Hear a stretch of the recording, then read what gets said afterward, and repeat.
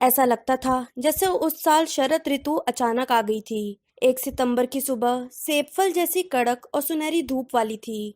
जब छोटा परिवार धुएं से भरे बड़े स्टेशन तक पहुंचने के लिए सड़क पार करने लगा, तो कारों का धुआं और पैदल चलने वाले यात्रियों की सांसें ठंडी हवा में मकड़ी के जालों की तरह चमकने लगीं। भरी हुई ट्रॉलियों के ऊपर रखे दो बड़े पिंजरे खड़खड़ा रहे थे। ट्रॉलियां उनके माता पिता धका रहे थे। पिंजरों के भीतर बैठे उल्लू शोर मचा रहे थे। लाल बालों वाली लड़की आंखों में आंसू लिए अपने भाइयों के पीछे जा रही थी और अपने पिता का हाथ पकड़े हुई थी।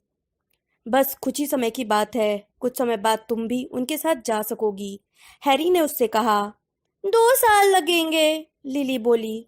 मैं तो अभी जाना चाहती हूँ। जब परिवार प्लेटफॉर्म नंबर 9 और 10 के बीच के बैरियर की तरफ जाने लगा, तो यात्री जिज्ञासा से उल्लुओं को देख रहे थे। एल्बस की आवाज आसपास के शोर के ऊपर से हैरी तक आई। उसके बेटे दोबारा वही बहस करने लगे थे जो कार में शुरू हुई थी। मैं नहीं जाऊंगा, मैं नागशक्ति में नहीं जाऊंगा। जेम्स छोड़ो, जीनी बोली। मैं तो सिर्फ ये कह रहा था कि ऐसा हो सकता है, जेम्स ने अपने छोटे भाई की ओर मुस्कुराकर देखते हुए कहा। इसमें तो कुछ भी गलत नहीं है, वह नागशक्ति में भी तो जा सकता है। लेकिन अपनी माँ की घूरती आंखों को देखकर जेम्स खामोश हो गया। पॉटर परिवार के पांचों सदस्य बैरियर के पास पहुंच गए। अपने पीछे छोटे भाई पर थोड़ी विश्वास भरी निगाह डालने के बाद जेम्स ने अपनी माँ से ट्रॉली ली और दौड़ लगा दी। अगले ही पल वह गायब हो गया। आप मुझे चिट्ठी लिखेंगे, है ना? एल्बस ने अपने भाई की क्षणिक अनुपस्थिति का फायदा उठाते हुए तत्काल अपने माता पिता से पूछा। अगर तुम चाहो तो हर दिन, जीनी बोली। नहीं, हर दिन नहीं, एल्बस ने तुरंत कहा। जेम्स कहता है कि ज्यादातर बच्चे के घर वाले महीने में एक बार ही चिट्ठी लिखते हैं, जीनी ने कहा। पिछले साल हमने जेम्स को हफ्ते में 3 चिट्ठियां लिखी थीं। और तुम्हें अपने भाई की हर उस बात पर यकीन नहीं करना चाहिए जो तुम्हें हॉगवर्ट्स के बारे में बताता है, हैरी ने कहा। तुम्हारा भाई बहुत मजाकिया है।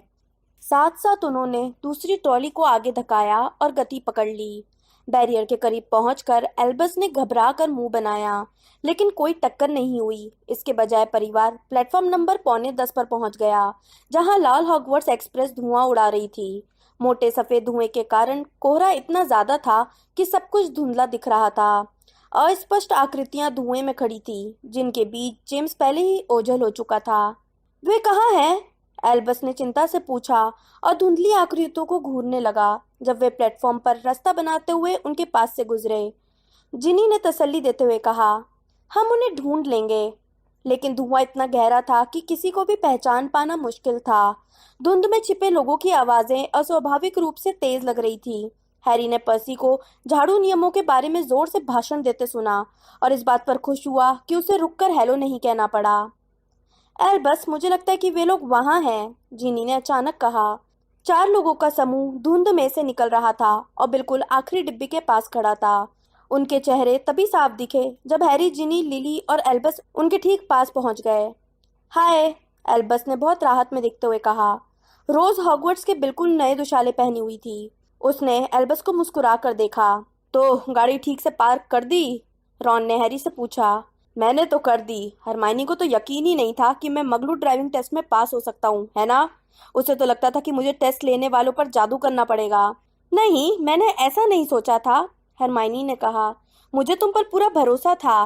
वैसे सच कहा जाए तो मैंने उन पर जादू किया था, रॉन ने हैरी से फुसफुसा कर कहा, जब उन्होंने मिलकर एल्बस का संदूक और उल्लू उठाकर ट्रेन में चढ़ाए।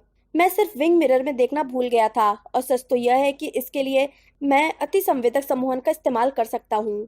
संदूक चढ़ाकर प्लेटफॉर्म पर लौटने पर उन्हें रोज का छोटा भाई ह्यूगो और लिली मिले, जो इस बारे में रोचक बातचीत कर रहे थे कि जब वे आखिरकार हॉगवर्ट्स जाएंगे तो किस हाउस में जाएंगे।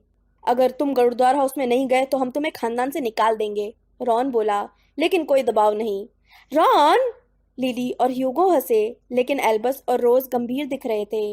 रॉन का यह मतलब नहीं है, हरमाइनी और जिनी ने कहा, लेकिन रॉन उस तरफ ध्यान नहीं दे रहा था। हैरी से नजरें मिलाकर उसने लगभग 50 गज दूर की तरफ धीरे से सिर हिलाकर इशारा किया। धुआं पल भर के लिए हल्का हुआ और वहां 3 लोग साफ खड़े दिखाई दिए। देखो तो सही कौन है। वहां ड्रेको मैल्फॉय अपनी पत्नी और बेटे के साथ खड़ा था। ड्रेको गले तक बटन लगा गहरे रंग का कोट पहने था। उसके बाल थोड़े कम हो गए थे, जिससे उसकी ठुड्डी ज्यादा नुकीली दिख रही थी। नए लड़के की शक्ल ड्रेको से उतनी ही ज्यादा मिलती थी जितनी कि एल्बस की हैरी से। ड्रेको ने हैरी, रॉन, हमाइनी और जिनी को अपनी ओर घूरते देखा और हल्के से सिर हिलाकर दूसरी तरफ मुड़ गया।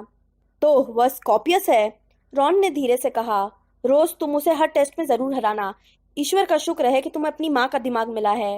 रॉन, भगवान के लिए, हरमाइनी ने कहा। वह आधी गंभीर और आधी खुश थी। स्कूल शुरू होने से पहले ही उन्हें एक दूसरे के खिलाफ मत भड़काओ। तुम सही कह रही हो, सॉरी, रॉन ने कहा, लेकिन वो खुद को रोक पाए इससे पहले ही आगे बोल पड़ा। वैसे रोजी, उसके साथ ज्यादा दोस्ती मत करना। अगर तुम शुद्ध खून वाले से शादी करोगी तो वीजली दादाजी तुम्हें कभी माफ नहीं करेंगे। सुनो, जेम्स दोबारा प्रकट हो गया था। वो अपना संदूक, उल्लू और ट्रॉली रखाया था। उसे देखकर लग रहा था कि वो कोई खबर सुनाने के लिए बेताब था।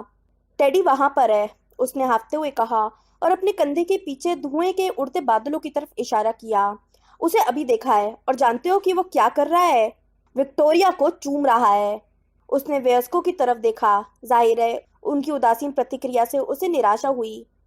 हमारा टेडी, टेडी ल्यूपिन, हमारी विक्टोरी को चूम रहा है, हमारी कजिन को। मैंने टेडी से पूछा कि वो क्या कर रहा है। तुमने बीच में टांग अड़ाई, जिनी ने कहा। तुम तो बिल्कुल रॉन जैसे हो। उसने कहा कि वो उसे छोड़ने आया है और फिर उसने मुझे वहां से भगा दिया। वो उसे चूम रहा था, जेम्स ने आगे कहा, जैसे इस बात पर चिंतित हो कि वह अपना मतलब स्पष्ट नहीं कर पा रहा है। ओह, अगर उनकी शादी हो जाए तो यह बहुत अच्छा रहेगा, जिनी खुश होकर बोली। टेडी तब सचमुच परिवार का हिस्सा बन जाएगा। वह पहले ही हफ्ते में 4 बार डिनर करने आता है, हैरी ने कहा। तो क्यों ना हम उसे अपने साथी रहने के लिए आमंत्रित कर ले और यह काम कर ही दें। हाँ, जेम्स ने उत्साहपूर्वक कहा। मुझे एल्बस के साथ एक कमरे में रहने में दिक्कत नहीं है। टेडी मेरे कमरे में रह सकता है। नहीं, हैरी ने दृढ़ता से कहा। तुम और एल्बस एक कमरे में सिर्फ तभी रहोगे जब मैं घर तुड़वाना चाहूंगा। उसने दबी कुचली पुरानी घड़ी को देखा जो कभी फेबियन प्रूएट की थी। 11 बजने वाले हैं, जल्दी से चढ़ जाओ। नेविल को हमारा प्यार देना मत भूलना, जिनी ने जेम्स को गले लगाते हुए कहा। मम्मी, मैं प्रोफेसर को प्यार कैसे दे सकता हूँ? लेकिन तुम नेविल को जानते हो, जेम्स ने अपनी आंखें गोल गोल घुमाई। बाहर तो जानता हूँ, लेकिन स्कूल में तो प्रोफेसर लॉन्ग बॉटम है ना? मैं जड़ी बूटी विज्ञान की क्लास में जाकर उन्हें प्यार नहीं दे सकता। अपनी माँ की मूर्खता पर सिर हिलाते हुए उसने एल्बस को लात मारकर अपनी भड़ास निकाली। बाद में मिलते हैं एल्बस, थेस्ट्रॉल से बचकर रहना। मुझे तो लगता था कि वे अदृश्य होते हैं। तुम ही ने तो कहा था कि वे अदृश्य होते हैं। लेकिन जेम्स बस हंस दिया। उसने अपनी माँ को खुद को चूमने दिया और पिता के गले लगा। फिर जेम्स ट्रेन में तेजी से चढ़ गया। उन्होंने उसे हाथ हिलाते हुए और फिर अपने दोस्तों को खोजने के लिए गलियारे में आगे जाते हुए देखा। थेस्ट्रॉल की चिंता करने की जरूरत नहीं है, हैरी ने एल्बस से कहा। वे बहुत सीधे होते हैं, बिल्कुल भी डरावने नहीं होते हैं। वैसे भी तुम गाड़ियों में स्कूल नहीं जाओगे, तुम तो नाव में जाओगे। जिनी ने एल्बस को चूमकर विदा किया। क्रिसमस पर मिलते हैं। बाय एल्बस, हैरी ने कहा जब उनका बेटा उनके गले लगा। यह मत भूलना कि हैग्रिड ने तुम्हें अगले शुक्रवार को चाय पर बुलाया है। पीव से मत उलझना, किसी से भी द्वंद्व युद्ध मत करना जब तक कि तुम द्वंद्व युद्ध करना सीख ना लो, और जेम्स की बातों से दहशत में मत आना। अगर मैं नाग शक्ति में पहुंच गया तो क्या होगा?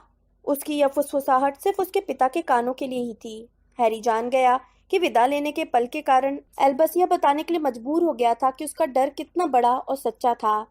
हैरी नीचे झुका ताकि एल्बस का चेहरा उसके चेहरे से थोड़ा सा ऊपर रहे। हैरी के तीनों बच्चे में सिर्फ एल्बस को ही हैरी की माँ लिली की आंखें विरासत में मिली थी। एल्बस सिविरियस, हैरी ने धीरे से कहा, ताकि जिनी के अलावा कोई और उसकी बात न सुन पाए, और वो इतनी समझदार थी कि रोज को हाथ हिलाने का नाटक कर रही थी जो इस वक्त ट्रेन में चढ़ रही थी। तुम्हारा नाम हॉगवर्ट्स के 2 हेडमास्टरों के नाम पर रखा गया है। उनमें से एक नागशक्ति में थे और मेरी नजरों में वे सबसे बहादुर इंसान थे। लेकिन मान लो तो नागशक्ति हाउस को एक बेहतरीन विद्यार्थी मिल जाएगा, है ना? इससे हमें फर्क नहीं पड़ता है एल्बस, लेकिन अगर यह तुम्हारे लिए महत्वपूर्ण है तो तुम नागशक्ति के बदले गरुड़द्वार को चुन सकते हो। बोलती टोपी हमेशा तुम्हारे चुनाव का ध्यान रखती है। सचमुच? उसने मेरे चुनाव का ध्यान रखा था, हैरी ने कहा। उसने अपने किसी बच्चे को यह बात पहले नहीं बताई थी। जब एल्बस ने यह सुना तो उसके चेहरे पर हैरानी साफ झलक रही थी।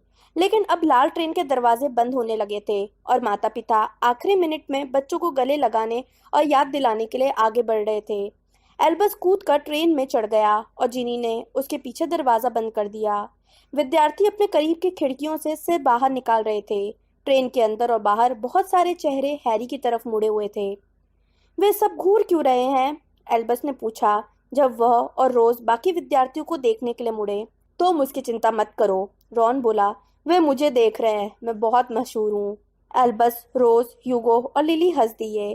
ट्रेन चलने लगी और हैरी इसके साथ साथ चलने लगा। वो अपने बेटे के दुबले पतले चेहरे को देख रहा था, जो रोमांच से धधकने लगा था। हालांकि यह थोड़ा दुखद जरूर था, लेकिन वो मुस्कुराते और हाथ हिलाते हुए अपने बेटे को अपनी नजरों से दूर जाते देखता रहा। धुएं के आखिरी अवशेष शरद ऋतु की हवा में उड़ गए। ट्रेन मोड़ पर मुड़कर ओझल हो गई। हैरी का हाथ अब भी विदा में उठा हुआ था। वह बिल्कुल ठीक रहेगा, जिनी बुदबुदाई। जब हैरी ने उसकी ओर देखा तो अपना हाथ बेध्यानी से नीचे किया और अपने माथे पर बने बिजली जैसे निशान को छुआ। मैं जानता हूँ, हैरी के निशान में 19 साल से दर्द नहीं हुआ था। सब कुछ ठीक था। तो दोस्तों, यहाँ पे हमारी हैरी पॉटर सीरीज की आखिरी किताब खत्म होती है, लेकिन हमारे वीडियोस यहाँ पे खत्म नहीं होंगे। इस सीरीज के बाद भी मैं नए वीडियोस अपडेट करती रहूँगी, कुछ हैरी पॉटर से रिलेटेड और कुछ किसी और चीज़ों से रिलेटेड। उम्मीद है कि आपको ये किताब पसंद आई होगी। मैं जल्दी ही नए वीडियो के साथ फिर आऊँगी। तब तक के लिए बाय बाय।